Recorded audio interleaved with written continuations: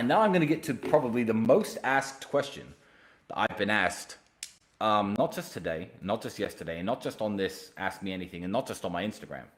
In the last month, the question that I have been asked the very most is, how has Andrew's conversion to Islam affected your brotherhood? How has it affected your relationship? Is it going to affect your relationship?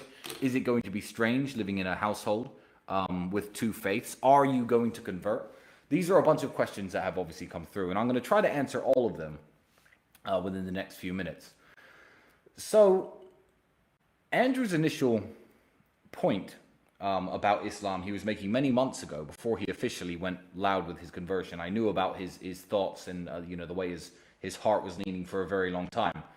And Andrew made a very good point, a very strong point. And his point about Islam was this. He said, if you walk around a Catholic country, a country like Italy, and you insult Jesus Christ, or if you walk around England and you insult Jesus Christ, you could say offensive things about him. You could tell an English person or an Italian, here you go, say something bad about Jesus Christ or your God. Here's some money. Will you do that? And people would do that largely as a whole. And also saying bad things about, Jesus Christ and their God. Nobody would face any repercussions. You could walk around the street freely saying these slanderous things, which is very rude and very impolite, and nobody would do anything about it. However, in the Muslim world, you see where I'm going here, such example is simply unthinkable. A Muslim would never insult his own prophet. He'd never insult his own God. And that too, if you were in a Muslim country or even in the presence of Muslim people and you were to insult their God or their prophet, they would be absolutely furious. Someone might even punch you in the face. And that's very fair enough.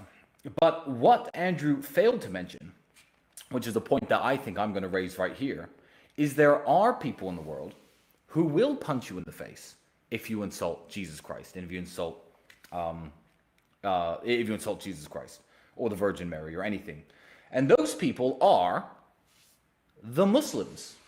Now, if you don't know religion and you don't know religious history very well, then I guess you don't know that one of the most important prophets in Islam is Jesus, son of Mary, as they refer to him, or Jesus Christ, as us Christians call him.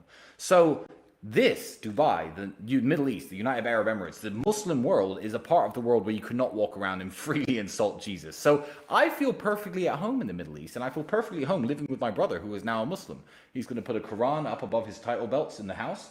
I have no problem with that book being in my house. I am very happy for my brother and the decision he made. I think that it's going to benefit him in the long run. I think that he's a lot happier than I've seen him in a very long time, and good for him. Now, I was